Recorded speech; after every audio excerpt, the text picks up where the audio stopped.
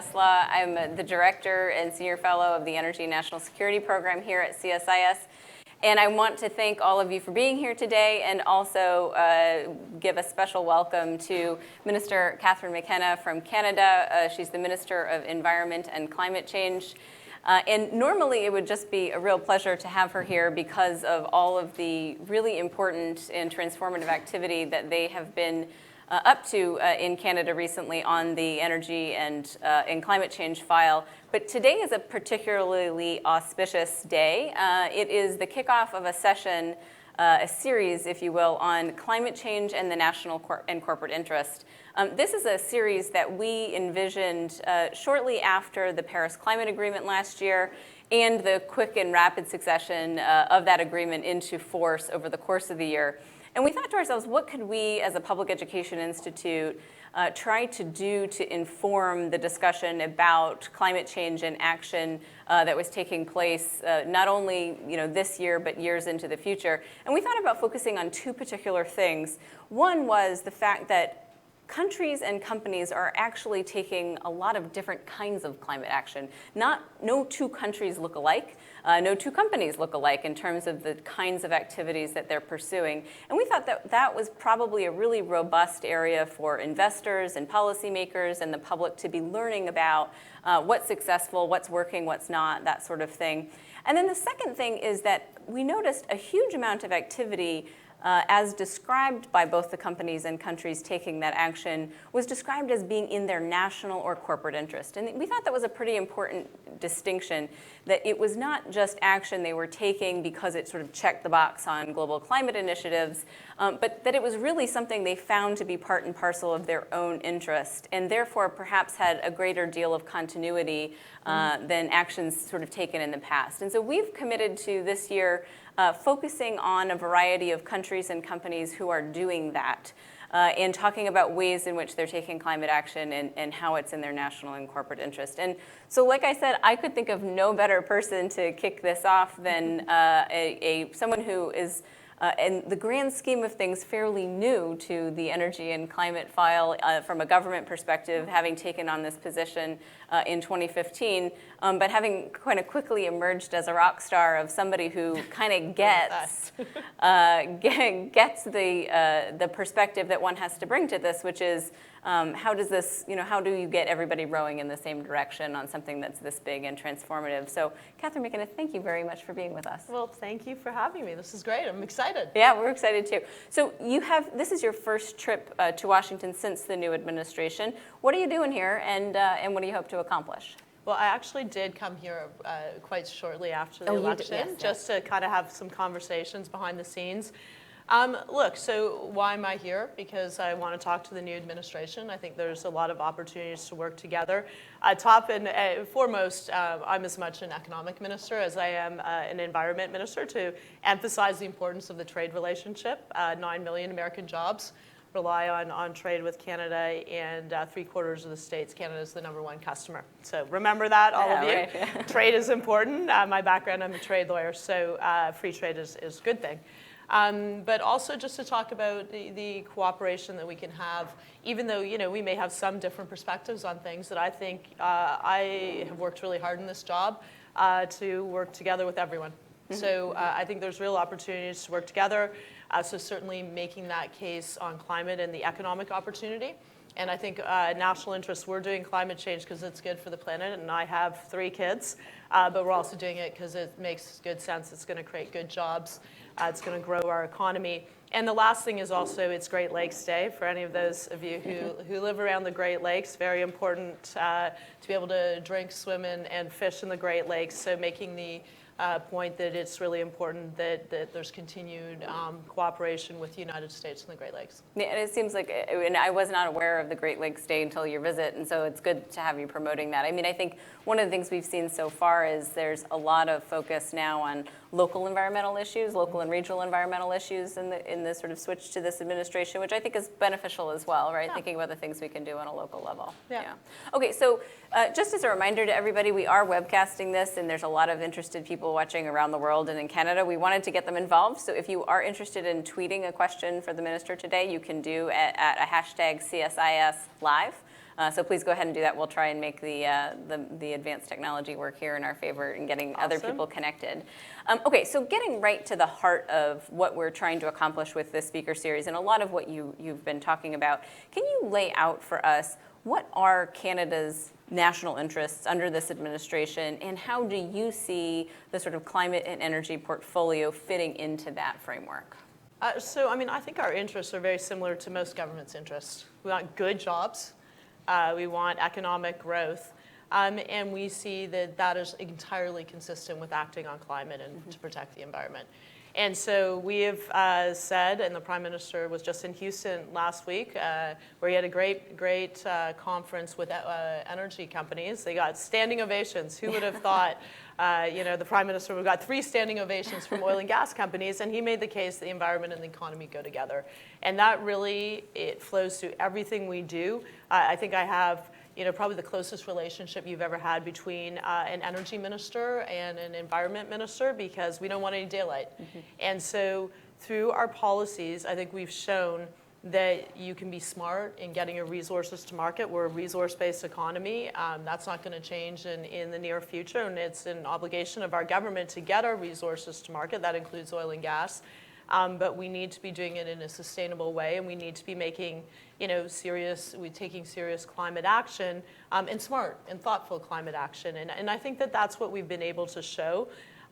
Prime Minister last week said, we were able to get 2 pipelines because we had a price on carbon. We were able to get a price on carbon because we had 2 pipelines.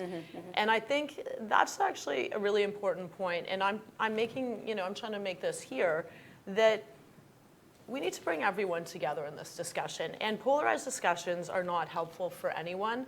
And there's a transition going on. We are moving to a lower carbon future. That's not going to happen overnight. And we need to be bringing, people along, whether you're an environmentalist or you're working in the oil sands in Alberta. And so we've worked really hard to do that. And I think in Canada, there's acceptance that we're not going to sacrifice the planet for economic interests, but we still need to create good jobs and grow our economy, and we can do both, and Canadians expect us to do both.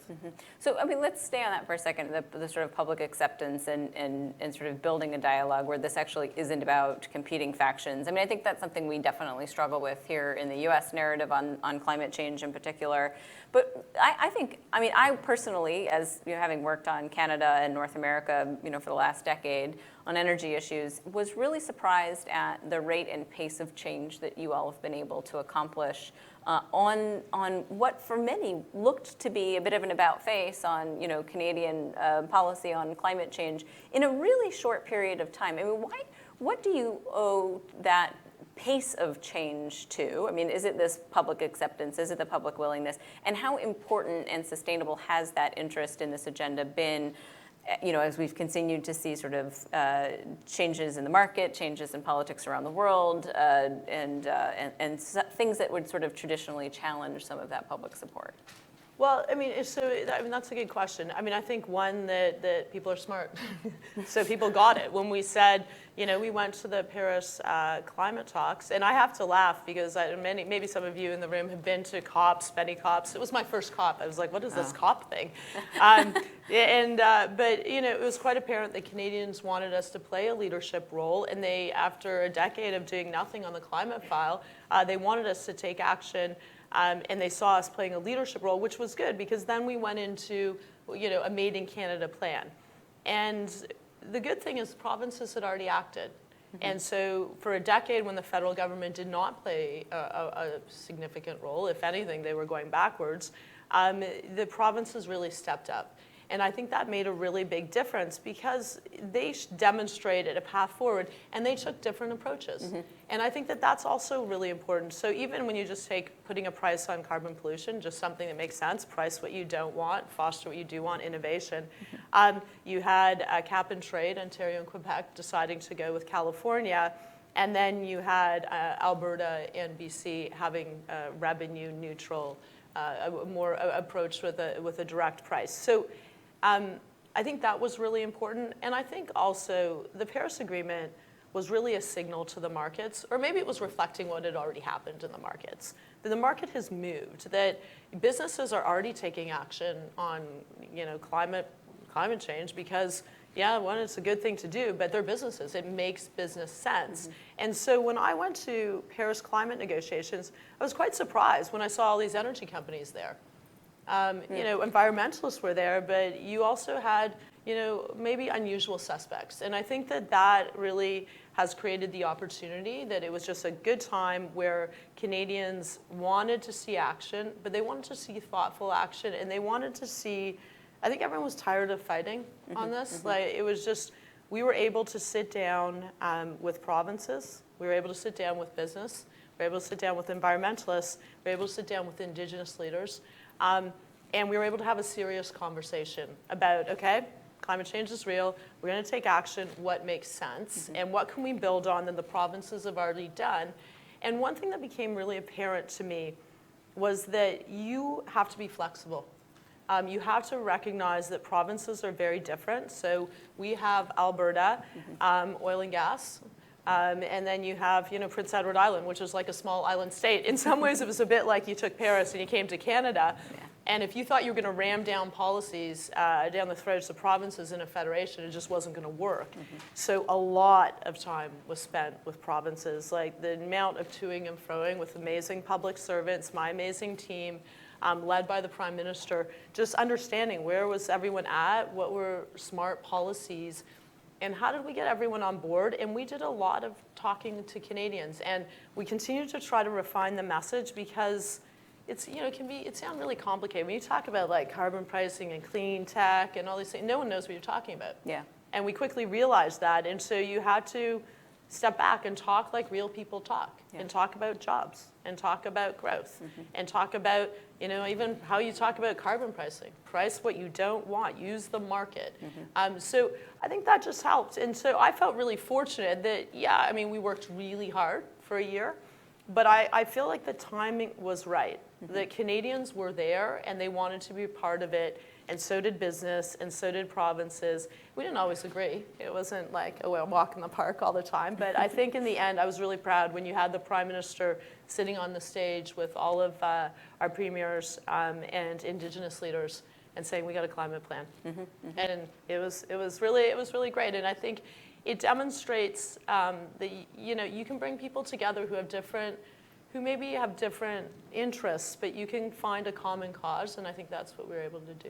And so that's, I mean, I think that the example of Canadian provinces trying to find a common ground in the pan-Canadian framework, I mean, I think that's a really good example of how to have a framework within which, you're very right, it is very much like the Paris Climate Accord, right, where people and countries come and they sort of put forward their best effort, and it's all sort of within this agreed upon framework. What within, maybe you could talk just a little bit about what the sort of pan-Canadian framework is, and what has the discussion been like since it's been enacted ongoing with the provinces? If some things prove to be a little bit more challenging, whether it's, you know, on the emissions mitigation and reduction area or on the adaptation side, or where do you think the emphasis has been in the work that you've done since then? And have there been any areas that you thought you would have made more traction on or more progress on or not? Well, so first of all, what is it? I mean, it's a plan across government, across sectors, across, you know, provinces that will get us to our target that we committed to. So meeting our international obligations in a serious way. And, you know, when you try to do this, you have to be serious. So you look at where your emissions are.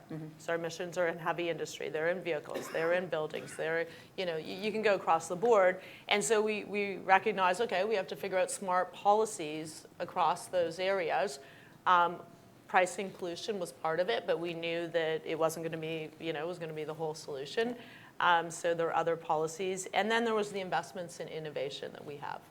And so it really was a very rigorous but flexible approach to a climate change plan. And as I say, made in Canada, I mean, you're not going to replicate it, but I think there are some lessons learned. I mean, what's the toughest thing? I mean, I think that I don't know if it's the toughest thing. I think the most important thing is that we remain connected to everyone that was part of this discussion. So now the rubber hits the road, as I like to say. I mean, we've got, you know, the framework, but now you actually have to implement. Yeah. It's a bit like the Paris Agreement. I mean, implementation, if you don't implement, it's all great, but it's worth nothing. And so We are very focused now on, as we develop the regulatory, like the framework, that we talk to the key stakeholders, and we really make sure that we're being thoughtful. We think of unintended consequences. I mean, carbon pricing, that's a tough one. So 80% of Canadians already live in a jurisdiction where there's a price on carbon pollution. So we're really acting, the federal government is like a backstop. And so if you don't have it, either because you don't want to, or you would prefer, a framework, this is what it would be. And so it became really apparent that there are energy-intensive, trade-exposed sectors that you need to be mindful about. But I think that it's always an opportunity, because if we can get this policy right, I think this is an example about how you can be smart about using the market, using a policy that we all know makes sense. In fact, if you're conservative, you should really like this, because it's the lowest, as opposed to a bunch of regulatory measures. It's the cheapest way to get emissions reductions while also getting innovation. And so I think that you have to do the hard work. You have to get the policies right, and I think we're pretty aware of that. So I don't know if that's that's the thing that was most surprising. I think we knew that, but we're in that phase now. I mean, I think the second thing is it gets to the communications, and it's about remaining connected. I think maybe because I was elected, I had to work really hard. In Canada, it's less about fundraising; it's more about door knocking.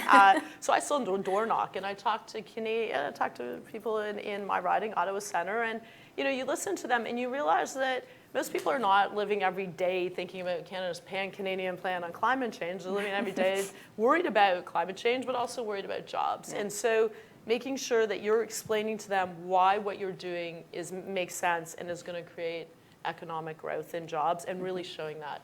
And so we're very focused, as I say, as much an economic minister as an environment minister, looking at showing Canadian companies that are involved in innovating, and that's everyone from the oil sands to renewables to like the pure clean tech companies, because people need to see it. It has to be real. And so you can't talk in abstract concepts now. We have to show, look at this company down the road. Like, they're saving money because they, are doing a better job with this process. Or why do you want to reduce methane? Well, you're actually, it's something that's leaking out to the atmosphere. We actually could monetize. So I think it's just, that is really important, and you don't want to lose your connection with people. I don't want Canadians to suddenly think like we're just out there on some ideological crusade. I want them to think that the environment and the economy go together, and every single day I wake up proving that. Yeah. Well, and it's very interesting, I mean, that the sort of economic message clearly always comes through as you guys have been talking about this plan. We've seen a shift in that discussion here in the U.S. Based on a change in public attitude, or at least a realization of public attitude as being as concerned about overall growth and overall job creation, and equally interested in the equity of growth and the equity of job creation. Is that something you're picking up on similarly in Canada, especially because of the differences in the provinces and the economies of the different regions of the country? I mean, that's always, in Canada, we care about equity. Like, it's a fundamental, I think, principle that we want everyone to have the opportunity to succeed. I mean, certainly that plays out actually in our climate plan in a number of ways. Indigenous people in Canada are not doing as well as the rest of the population. We know that. So they need to be part of the solutions. And I mean, very sadly, often they're on the front lines of climate change. So if you're Inuit in the Arctic, you now have hunters that rely on country food that are falling through the ice. And so, because they normally could tell the thickness of the ice, they can't anymore with the changing climate. So that was really a very important component of our plan, making sure that we're working with those communities, with Indigenous peoples, getting them off diesel. They want to get off diesel, making sure there's jobs and innovation that are part of it, that we're focused on adapting to the impacts that we're already seeing. But also, I mean, we announced that we're phasing out coal. There are communities that are relying on coal. So talking about the transition and how we understand every single person needs to succeed in this. And every community needs to succeed. We need to have plans. We need to be thoughtful. We need, whether you call it a just transition or something else, that's certainly part of what we're doing. We have a group set up with labor, with industry, to talk about what that means, because I don't want to leave anyone behind. That's not the goal of this. I mean, we need to tackle climate change and we need economic growth, but we need that to be widely shared. And everyone has to, be a winner out of this. And that's really the opportunity. And also, I mean, when we look at our policies, getting back to the communications and people being able to see tangibly the benefits, I mean, part of this is efficiency. Sure. And so investing in energy efficiency measures, so supporting programs that will mean that you'll better insulate your house. Yep. So you will pay less. We're making major investments in social infrastructure. And I've said, well, we better be making sure that when we invest, that this is going to be the most energy efficient new builds that we have, because who is least able to pay for higher energy prices? So I think that throughout this, we do think in our policies about what is the impact going to be, and is everyone going to win? So can we pivot for a second? Because I think it's interesting that policymakers such as yourself have to sort of reside in two worlds, right? One, where you're very concerned about connecting each and every day climate and energy policies to people's lives, right? To what they're concerned about in the here and now. And this is something we appreciate here in this country now more than ever.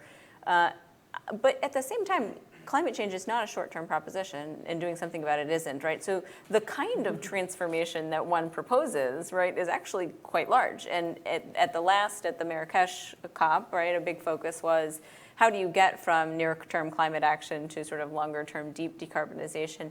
Is that something that you conceive of sort of messaging on to people, or does that get confusing? I mean, does that sort of make it sort of put it into a much more challenging category to be able to talk to people about the kind of transformation that's ultimately waiting in the wings? Or is it really a job of folks like you and policymakers to really be just sort of focusing on execution for the time being?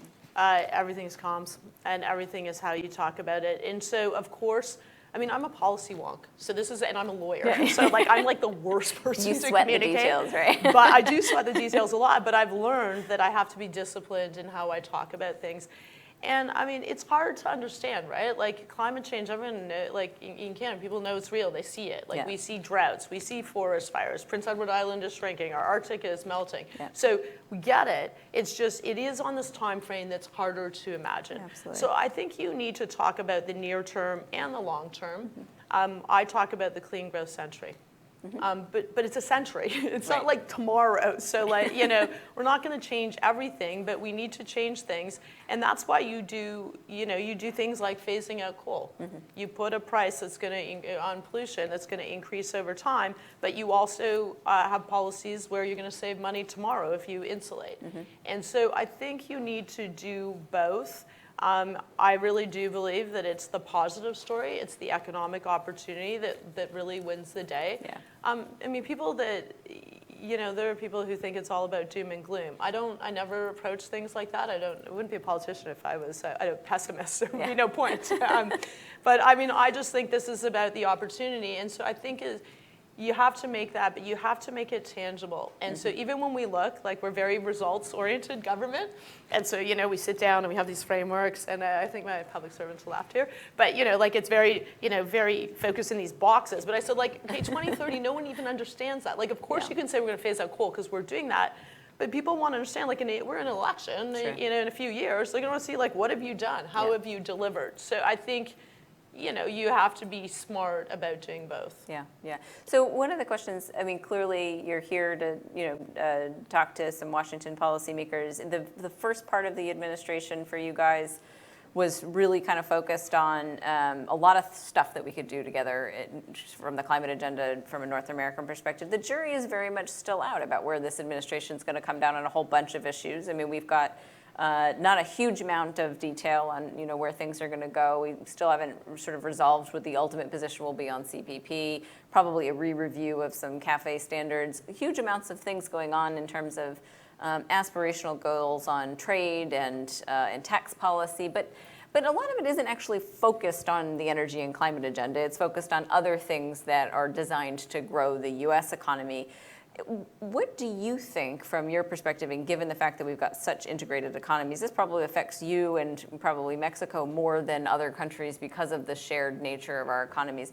Where are the areas that just, come to you as no-brainers for things that you think we can work together on in the US and Canada, and how important is that going to be to sort of your work going forward? Well, I mean, as you say, we're totally integrated. When it comes to the energy sector, nothing could be more true. And I think that includes Mexico as well. So I think there's huge opportunities there when on the clean power side, electricity, north-south, there's huge opportunities. We're already exporting a lot. And for the power that's being exported from Canada, it's often cheaper, which means you can bring on board, offshore wind, it's stable.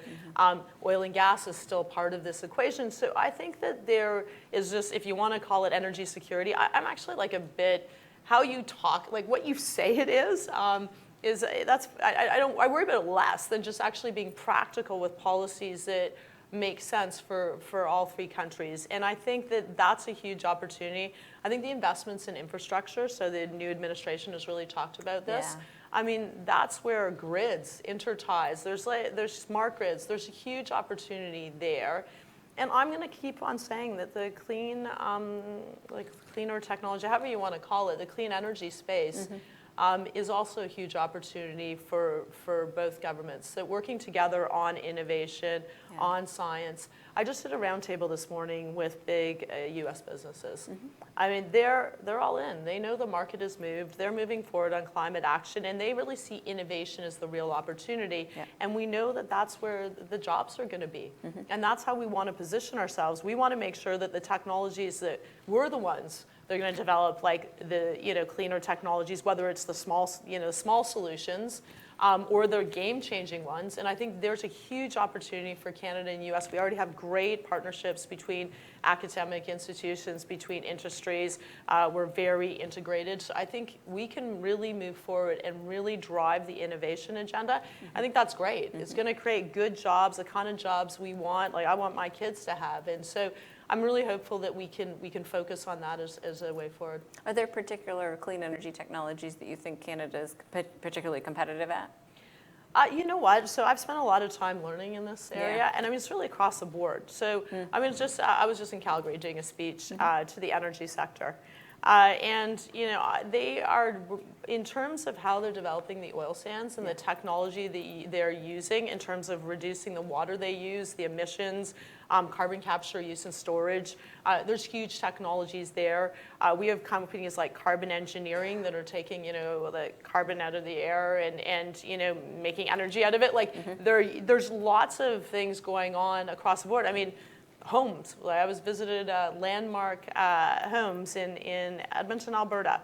They produce homes that are net zero in a factory that can be really quickly produced on site in a much more efficient, smarter way. And they look like your average suburban home. Oh, that's great. And you're putting, you get money back. And this is Edmonton's cold. So if we can do that, I think that these are real opportunities to export the technologies and the processes that we're developing. And I think that there's huge opportunities there. So I'm going to continue going out and telling these stories, because I think it's good for Canadians to hear these stories, but also the economic opportunity for our businesses to access new markets is really big. That's great. No, and I'm actually going to head to Edmonton. I'm just waiting for it to get warmer. Good luck. Well, it's not very warm here. It's not very, I know, right? You must have I brought my duffel coat. I thought I'd be like running with cherry blossoms. But no, we may have killed those little buggers off, haven't we?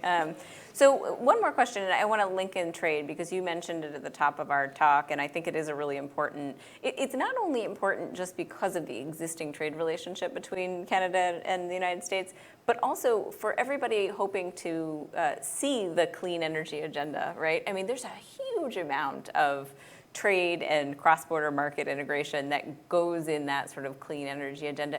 Can you just talk a little bit about how you see the potential damage to, or the potential risks to adopting a different perspective on trade? Because it isn't just something that's, a change because of the U.S. administration. It's something you're seeing in Europe. It's something that we're sort of talking about globally. I've just been interested, I would say 4 years ago, we host a lot of people who do kind of strategic energy outlooks, and trade was always a key to driving down costs in the energy industry. I mean, across the board, it was always a key. And we kind of got away from that message. And I anticipate over the next year, there's going to be a lot more talk about the benefits that come to economies of scale in the energy sector because it is such a global industry. I mean, you've picked up on the trade message clearly. How are you guys thinking about engaging in that discussion? Oh, well, it's our top priority, I think, to just, as I say, remind everyone about the importance of trade. But it's really, everything we're doing now, I think we're realizing it's not just the administration, it's state by state, it's, business by business, it's city by city, it's the relationships. I was just laughing, my parents are in Florida, my in-laws are in California. That's where, I mean, we have huge ties between Canada and the US, and I think it's just, remember that trade is important. And that actually has created a lot of good jobs. Like 9 million jobs in the US are related to trade. And I worry. I worry about, people sort of thinking that there are quick fixes, that, it's a zero-sum game in trade. And that's not just the US. You're hearing that rhetoric internationally. And I think that's wrong. And we certainly believe that free trade is good for Canada. And that we're going to be out there looking for new opportunities and new markets.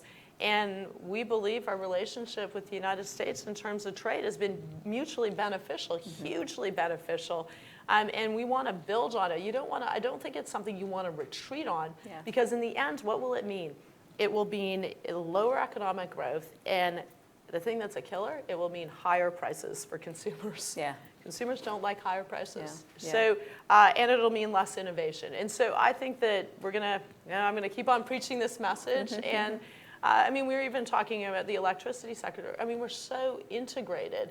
Lower prices are a good thing. If you get clean power from Canada and you can do offshore wind, or you're doing gas, I think there's ways of making this work, but I think once again, you got to connect with people. And you have to explain, because, it can seem pretty easy. One person, if we don't have as much trade with one country or in one sector, then, they're winning and we're losing. That's really not how trade works. Well, and I think it gets back to the message you talked about earlier, which is we seem to have this binary conversation about open trade and then one about protectionist economies, one serving the goods of the people that feel disenfranchised by trade and the other serving the goods of another class of citizenry. I'm not sure that it needs to be that way, right? I mean, if you're dealing with the equitable dimensions of growth plus the benefits of trade, maybe we just need to be talking about more of that more often, right? Okay, well, I want to open it up to the audience for questions. My phone is buzzing, which is telling me that Twitter is telling us some things as well. But one last dimension before I do that, which is we are in Washington, so we do tend to think a lot about the U.S., but this is not just a bilateral U.S.-Canadian issue for Canada. You're getting a lot of leadership opportunities around the world and partnerships. Can you tell me what that landscape looks like from your vantage point on this issue, what it's done for the connections you're making with other countries, and what kind of leadership opportunities it presents for Canada? Well, I mean, I'll give you a really tangible example. So we were working on a free trade agreement with Europe. And it wasn't really going anywhere under the previous government. We came in and our trade minister, now our foreign minister, was told the only way we were able to get it over the finish line was because we took climate change seriously. And they were able to make the case, the Europeans, that this was a good deal, that Canada was serious, it was a progressive country. And this is the kind of country we wanted to do trade deals with. And so she actually said, thank you for doing what you guys did in Paris, because it translated kind of in a weird, direct way on the trade side. I think this has really opened a lot of doors for us, that people are paying attention. I'm certainly happy to talk to anyone about how we managed to get an agreement. I think that flexible and outcome-driven policies and making sure you're connected with all stakeholders is important. But I think it's also opening doors when it comes to economic opportunities. And so I've done a trade mission to China. I'm going to be doing continued missions along with the, pushing forward on the international climate agenda. That's great. Well, wonderful. Okay, well, let's open it up for some questions from the audience. If you could please wait for the mic, state your name and affiliation, and question in the form of a question, that would be great. We'll start here with Sarah. He's coming.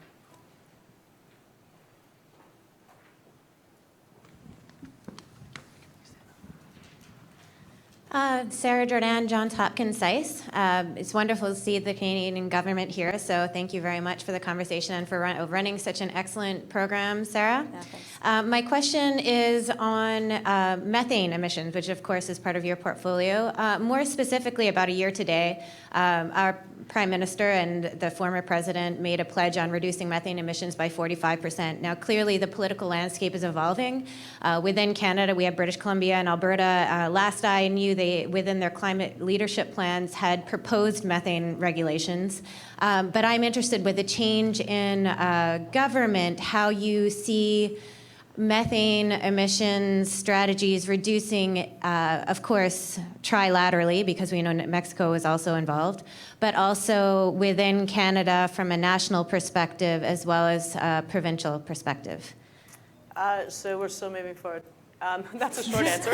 I mean, the longer answer is we're working with industry, working very closely. We've committed to 40-45% reduction of methane. Look, it's something that just makes sense. It's something that's leaking. It's a very low-cost way, and you can actually monetize it. So I think we have to be thoughtful about policies, and we want to be aligned as much as we can be with the United States. But this is part of our climate planning, and Canadians expect us to move forward. As I say, with industry, making sure that we have properly designed policies. Alberta was actually out front on this. They said that they were making the 40 to 45% reduction, which is actually how we were able to get our climate plan. We built on a lot of the initiatives. Alberta showed great leadership. They phased out coal, put a 100 megaton cap on emissions from the oil sands, and methane was part of it as well. BC had the revenue neutral carbon tax. They've had that for a long time. And so, we're going to be thoughtful about these policies, but we see this as an opportunity. So I don't know, and business wants certainty. It's the one thing business wants. I mean, they want smart policies, but they also really want certainty so that they can know in these long-term investments, they're not investing for 2 years or 4 years. It's not one election cycle. They're investing to the future. So they need to know what the plan is so that they can make smart decisions. And so we believe it's really important to provide the certainty to industry and to be working with them to develop smart policies. And interestingly, on the methane side, you'd mentioned earlier that learning to be able to talk to people from all walks of life about the kinds of policies that you're enacting and why they make sense from a bunch of vantage points. It's been very interesting to see how quickly in the U.S. the methane conversation has moved from emphasizing the climate impetus to just don't be wasteful with a resource, right? And which is kind of what industry was on board with all along, for a whole variety of reasons. And so it'll be interesting to see how that continues to evolve in the U.S. context. I think we're still kind of early in that discussion here. So we'll see. I mean, I should say on methane, we're actually in Canada playing catch up. You've already seen states moving forward, so we're actually just catching up there. But I think your point, I think you have to figure out what resonates with people. Yeah, right. So, I mean, if you're doing it because it's good climate policy, or you're doing it because you're being less wasteful, you're talking to different people, you use the argument that makes the most sense. Real arguments, though. Yeah, yes. Real facts. No fake facts, please. Thank you. So a couple of 3 or 4 questions from Twitter. Interestingly, they all kind of deal with a similar theme, but some specificity in there. And it really focuses on ways in which provinces are working with U.S. states and regions, and your perspective on where you see promise there. In particular, how are the Eastern Premier states premiers working with the governors in the Northeast, and then also as we think to California just taking a much more aggressive footing on a lot of climate issues and the partnerships that go on between Canadian provinces and California, doing things like defending vehicle efficiency standards. That's clearly in the news today, so I think that's an area of focus too. But how do you think about areas where provinces are working with U.S. states and areas where that has some real promise? Well, I mean, the good news is they've been working together for a really long time. Yeah. We have a very long border. The relationships often, stronger north-south sometimes than they are east-west. So you can look at the eastern seaboard and Quebec, a lot of clean power going back and forth. You can look at California, and I already talked about the cap and trade with Ontario and Quebec. But even looking more broadly, when you look at wind and you look at which states are really making headway on wind, the 5 top states are Republican. Like, there's huge opportunities across the board. Once again, it gets back to this market. Sure. The market has moved. And so I think you're just going to see greater integration and greater opportunities between states and provinces, because it just makes sense. And when you're talking about energy, what you need is stability of the grid. You need good prices. You need, diversity. We were talking, to kind of regulator types, and they want to make sure you have diversity. It's just a good thing. So, having a variety of different sources. So I think you're just going to see continued action. And I think that there are interests that are certainly aligned, and I see my role as helping to foster that, and also the federal government. We're going to work with states, that are like-minded, that want to see, serious climate action, and also within those states, there's businesses, and the businesses are really driving it. And I'm a big believer in the markets. Once the market's moved, you can't stop it, and why would you? And I think that's the direction we're really seeing right now. And I've seen a lot of leaderships by companies, very diverse group of companies. In Canada, with carbon pricing, we're able to get like energy companies, big banks, major consumer goods companies, all of them saying, let's put a price on pollution, and it makes sense. And so I think you're going to see these partnerships. And in some ways, I think, maybe because I was new to this, they seem unusual partnerships. But they're actually not. They're partnerships that are based on mutual interests and self-interest too. Sure.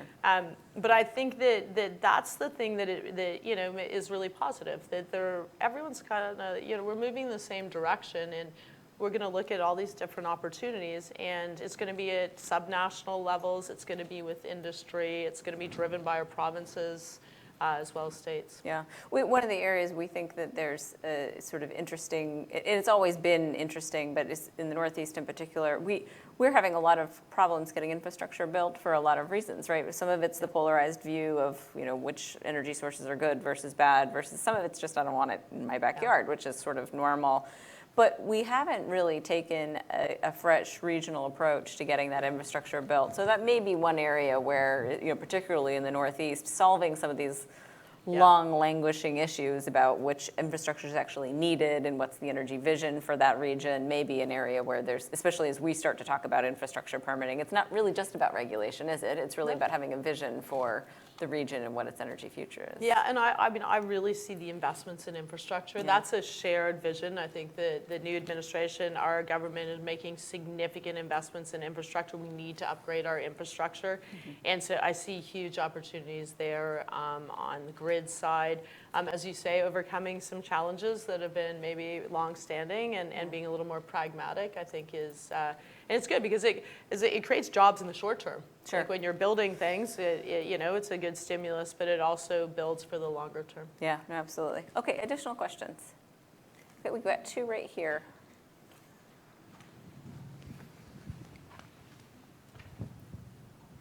Hello, I'm Zhang Ning with Shenzhen Media Group from China. Thank you very much for sharing the Canadian lessons. So you just mentioned China, and can you talk a little bit more about what do you see opportunities for Canada and China to work on climate change? Okay. Thank you. And maybe we'll take the next one too, Sure. so you can deal with both of them.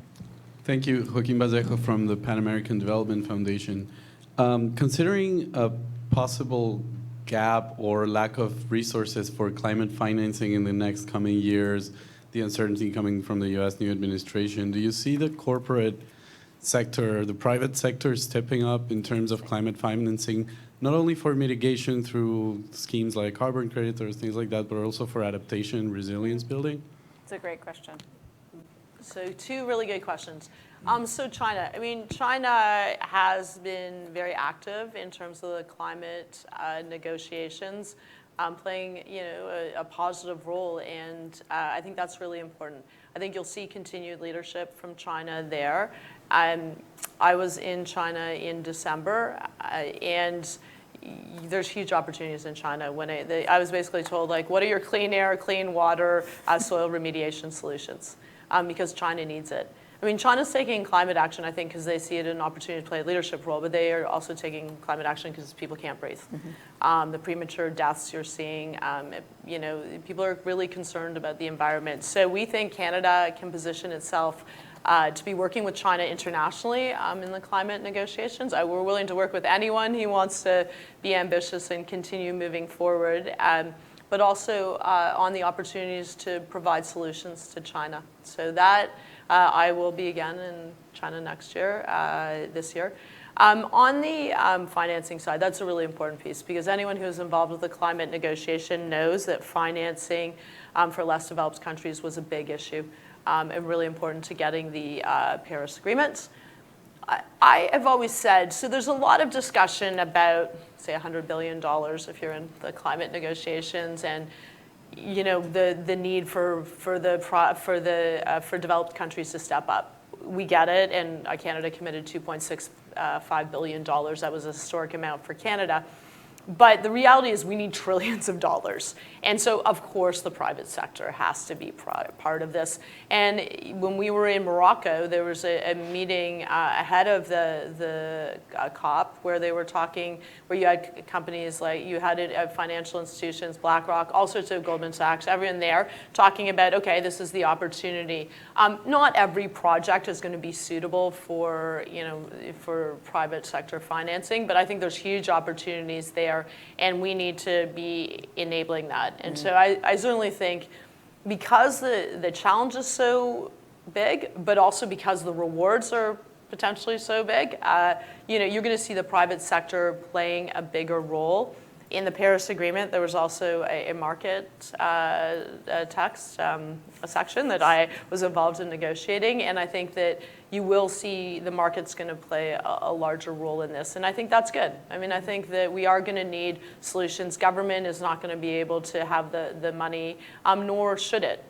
We should be leveraging the private sector. Yeah.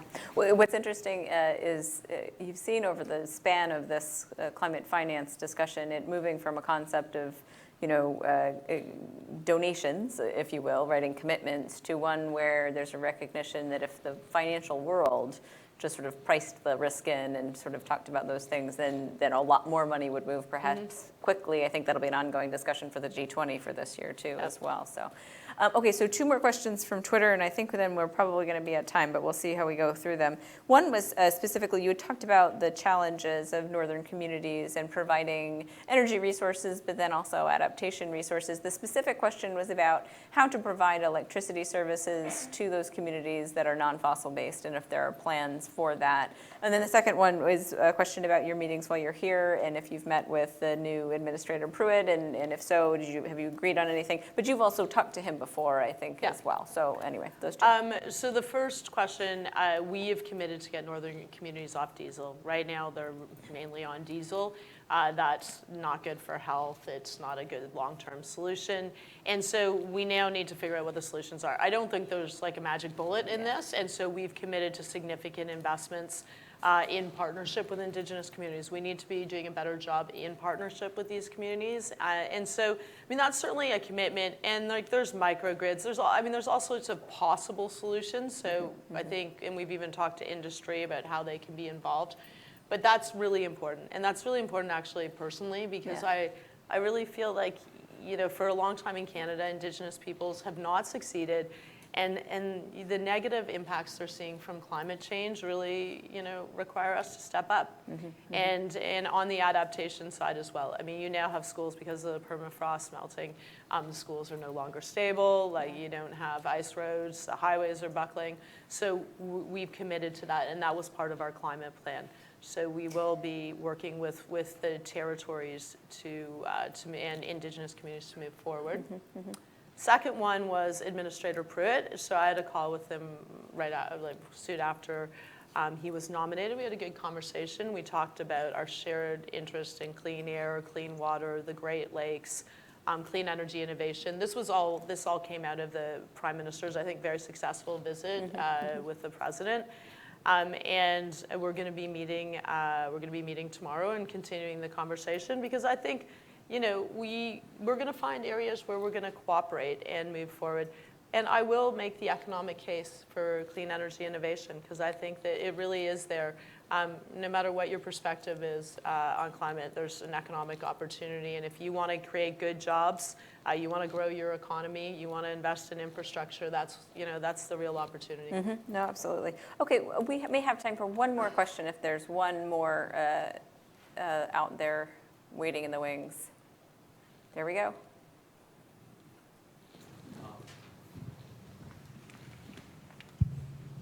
Hi, I'm Dean Scott with Bloomberg BNA. I just thought I'd throw a reporter question to you about China to follow up. There's been a lot of speculation that if the U.S. is not part of the Paris process, that China could step into that vacuum. And I wonder what you think of that, since we've always assumed that much of the reason China was in that leadership role to begin with was it was pushed there largely by the U.S.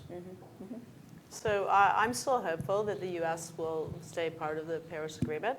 But I think China has indicated that they're going to continue to be involved. They're going to continue to show leadership. I think they see it as an opportunity on many fronts.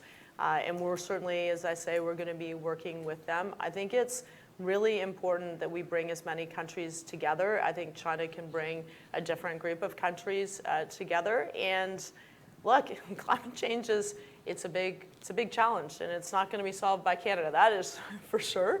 We're going to do our part, and we see the opportunity, but we need to be working with all partners. And I think you've seen China take some pretty significant moves domestically, largest carbon market in the world starting this year.